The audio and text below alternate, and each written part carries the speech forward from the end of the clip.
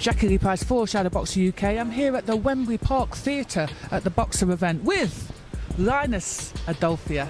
How you doing? Very well, very well. How are you? I'm not bad. Nice to see you. Quite a while since we've seen you in the ring. Are you looking forward to Saturday night first and foremost after your time out of the ring? Yeah, it hasn't really felt like I've been out of the ring that long, to be fair. But yeah, no, I'm really looking forward to it. I didn't really, you know what? It's coming up to a year. It will be a year like, on the day, but it doesn't feel like that long. I kind of just after my last fight, I kind of just got back in and just kind of kept, stayed in the gym, kept learning, kept it going, and yeah, and next thing you know, I got a contract and then got a fight. So it doesn't feel like I've been out of the ring that long. But yeah, I'm really looking forward to it. To answer your question. Yeah. What I guess I mean by that is you've been someone that's been slow boiling on the small horse scene for quite a while, and then obviously you had the fight with John Harding Jr. Do you think that was the thing that sort of almost catapulted you into the limelight? No, I wouldn't say so. I think when I had a fight with Eric Wenko on a Joe Joyce undercard when I was with Haymaker, and I think that catapulted me a bit, but not to this extent. And then I had a few more fights on Dillian White, Chisora 2, and I fought on a few more TV cards, and that slowly pushed me up to here. And the John Harding Jr. one was just the last one before this stage. Now I don't think that was the one that catapulted me. That showed what I can do and why I'm a champion in this division. But yeah, I think I'll be like you said. I think slow bubbling is the term. Yeah, but now I feel like I'm on here now. But the job's not done. I still need to impress. I've got eyes on me, but I still need to give them a reason to put me back on. I like that. I like the sound of that. In terms of Wasserman, how did you know that they were interested in you? Did they call you, or did you have someone, get in touch with them and say, listen, we want to move to the next step, and we think you can possibly help us? The latter. We had Tom Dallas from Wasserman contact us, and contacted my management. He was like, we're looking for, we want Linus. What's the situation with him? This and that. And actually, I just got told. I got told a few weeks back that Sky Sports were planning to do the same thing before Wasserman did. So massive compliment that I'm a wanted man finally. So. Yeah, no, that was the case. Wasserman contacted my management and then sent a contract across, and then we just kind of went from there. I was saying that you fought John Harding Jr. It's now last year. To be fair, I expected you to be out a bit quicker because of that and because of that performance. Was there a reason for that? No, not necessarily. No, I just I never had a big TV platform. We thought we would be out quicker. That's why we got back in the gym relatively urgently. And just kind of you stayed ready just for something bigger.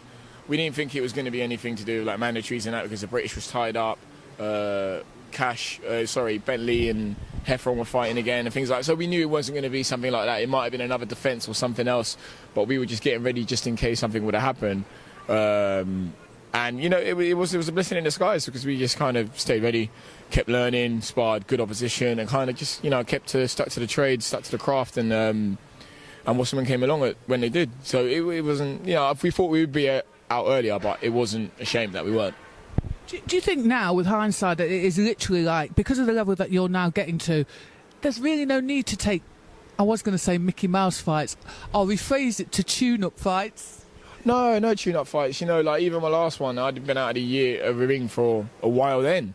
And, that wasn't a tune-up fight. If John Harding Jr. wasn't a tune-up fight, I was defending my title. And, I'm not really the title. I don't really want a tune-up fight. I'm always in the gym. I'm not going to say I don't feel like I need a tune-up fight, but it's, at this level, you don't, there's no such thing. There's no such thing as this level domestically. There's no such thing as tune-up fight. So that's not where I am anyway. Your opponent Saturday night is, I've got to try and get the pronunciation right. So your opponent on Saturday night is Julio Ravenzi. It's a 50-50 fight. I know my pronunciation wasn't as good as yours, but it's a 50-50 fight. But I've noticed that it takes a little bit of time for you to settle when you're working against the southpaw, and he is a switch hitter. In that time that you've had off, have you been working on tactics against the southpaw? Oh, I've been working on tactics against the southpaw ever since I was 17 years old. Learn how to do it myself. And look, it's not. It's I take a minute, just adapt to my opponent, see what he's got, and then we push a button. But yeah, very good opponent. 20 fights, 17 wins. No mug. He knows what he's doing. Do you know what I mean? I know what I'm up against. We've planned everything.